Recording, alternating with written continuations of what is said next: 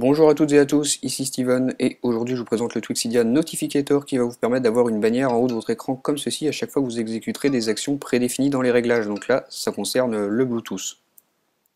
Ensuite, si on se rend dans les réglages, qu'on descend tout en bas dans la section des tweaks, dans celle de Notificator, on va aller activer le tweak en le mettant à Enable. Ensuite, vous avez deux sections, donc Existing Events, ce sont les événements déjà existants, donc les notifications de niveau de batterie. Donc vous pouvez choisir d'afficher une bannière, d'afficher un son. Donc ça, on va pas trop entrer en détail là-dedans, on va plutôt aller voir les nouveaux événements, donc New Events.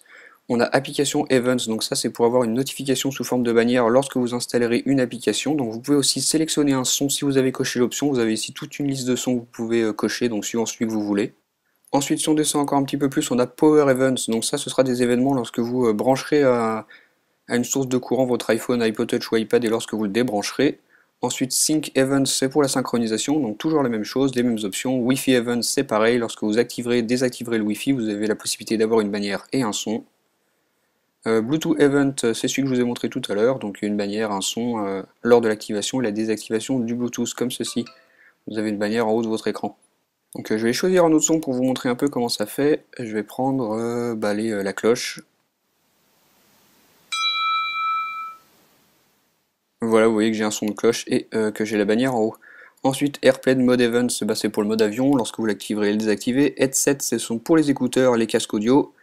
Et tout en bas, Screenshot Event, lorsque vous ferez une capture d'écran en maintenant le bouton Power et le bouton Home. Donc voilà un peu toutes les options que vous pouvez avoir dans Notificator.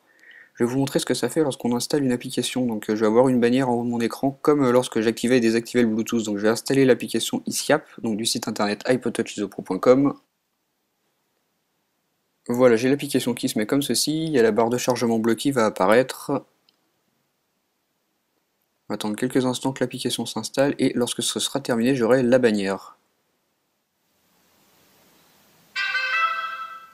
Voilà, j'ai la notification comme quoi l'application a bel et bien été installée et j'ai le petit son qui va avec comme je l'avais configuré.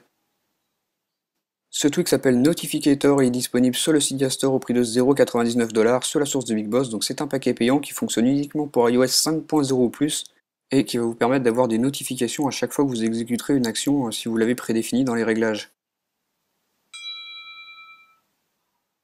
Donc voilà un peu ce que fait ce tweak Notificator, donc dites-moi ce que vous en pensez via les commentaires et moi je vous dis à très bientôt pour une nouvelle vidéo.